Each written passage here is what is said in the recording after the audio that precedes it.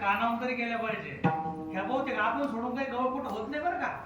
ऐशी ऐकता कारण हे उकलेलंच नाही. महाराजांना उकललं नाही, म्हणणाऱ्यांना उकललं नाही. अजून हे ऐशी ऐकता गारांनी यशोदे नैनी आले पाणी. बर यशोदेने ज्या वेळेस त्या श्रीकृष्णाकडे पाहिलं की असं वाटायचं की आमचं पोरगा असं नाहीच हो. माथा शोभे पिंपल पार मेघवर्ण ऐसा असं वाटायचं की नाही काही बी सांगते तो. आता त्या राधेचं आणि त्या श्रीकृष्णाचं त्या गवळणी म्हणणाऱ्याने चित्रपट करून टाकला. ते काय भाव काढला त्या गवळीचा त्या राधेचा. राधा काय मला साधने अनेक जन्माची तपश्चर्या करून राधा आलेली. साधी नाही राधा ती. उभं कोणाला राधा नाही होत आहे. हा अनेक जन्माची तपश्चर्या म्हणून एरीचे का राधेला बोलून गेले हरी.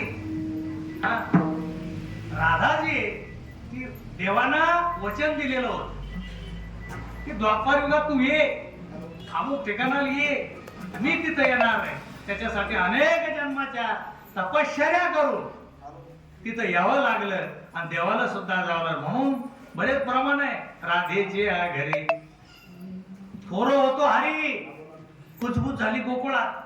अहो तिथं म्हणते रातचा देव मोठा होतो आणि पुन्हा सकाळी बारका बाहेर पडतो. आपण पहा बरा बाबा पहा बरं जमत असलं तुम्हाला तर लहान व्हायचं जमू शकल का?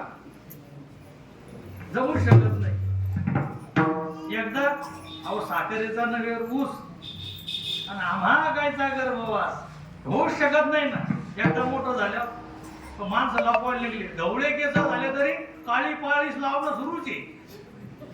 अरे किती काळी पाळीस लावली तरी सगळे पात घासले पिठे जमणार नाही. ते लपू नये माणसां कधी.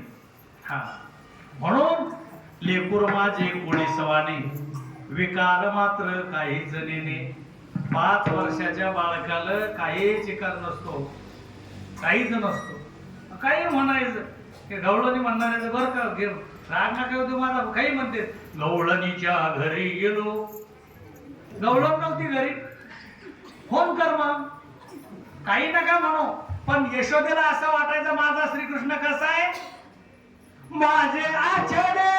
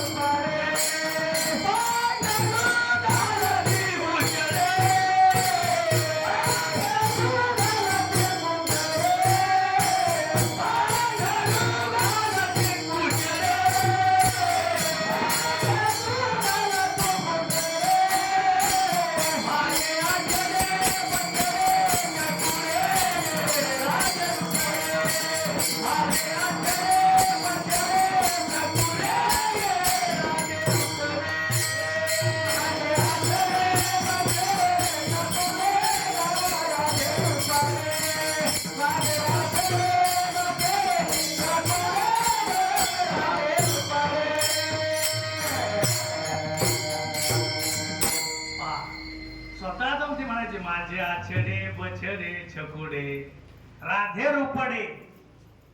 आणि एवढं देवाचं वर्णन कर, असा देव तिथं की असं थोडीच गरज नाही. पण आता एवढ्या खोड्या झाल्यानंतर नंदराजाचा आणि यशोदेचा विचार झाला, आता पोराला इथं ठेवू नका. कारण आता सगळी मंडळी आलेली होती का सगळे सगळे गोपाळ मंडळी, आता यायचं काम द्या. जुन्या काळात ती नोकरी कोणती होती? पोराच्या बापाचा थोडा जर पोराच्या पायाला आला की त्या बापान काय करा, कारभार सोडा. असे बाप या असे कधी कधी मसनात गेले पण कारभार सोडला नाही, असा नेहमी. पण पोरगा बी त्या लायकीचा असला तर का निवळ जोड्यावर बी जायचं नाही.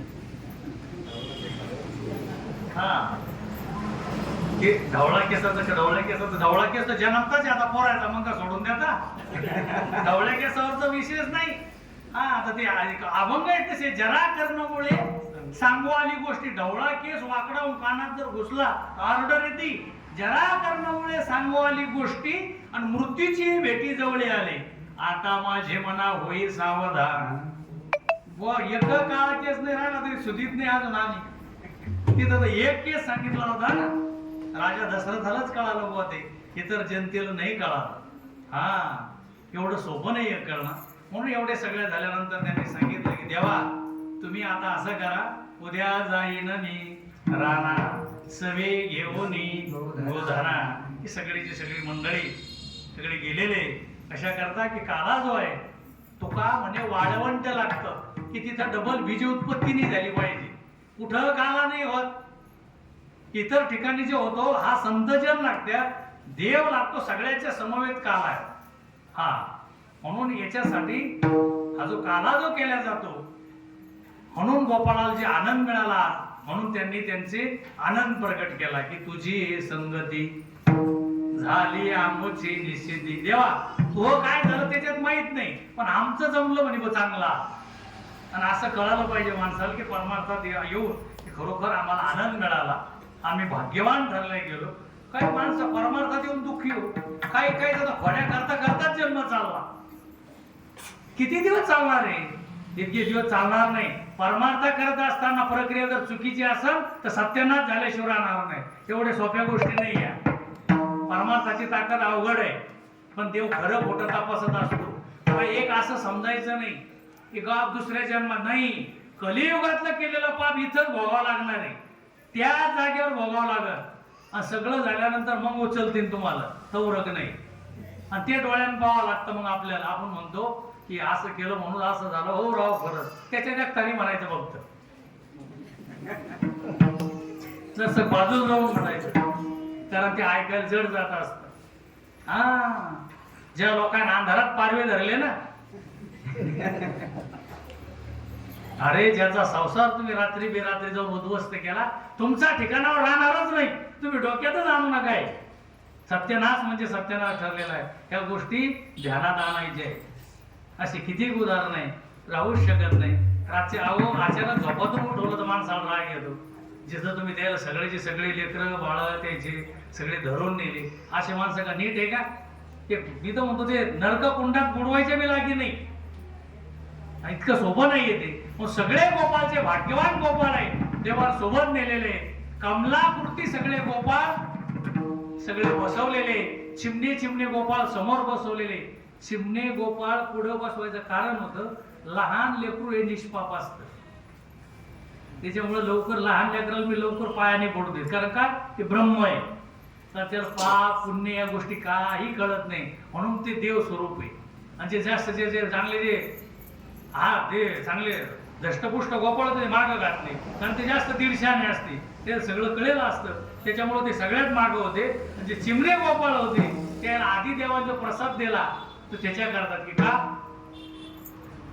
ऐसा हा प्राळ क्रीडेचा सोहळा, आनंद झाला सकळा, एका जनार्दनी देखिला श्री बाळ क्रीडा संपविली. ज्ञानोबा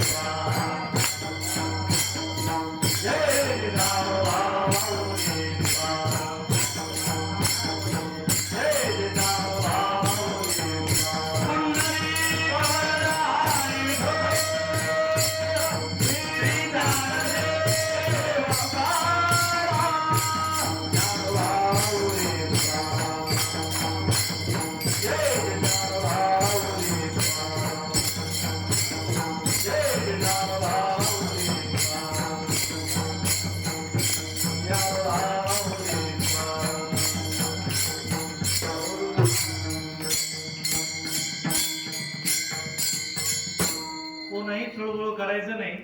काला सगळ्याला जाग्यावरच भेटल. आणि 2 माणसं फक्त चांगले असे चपळ द्या.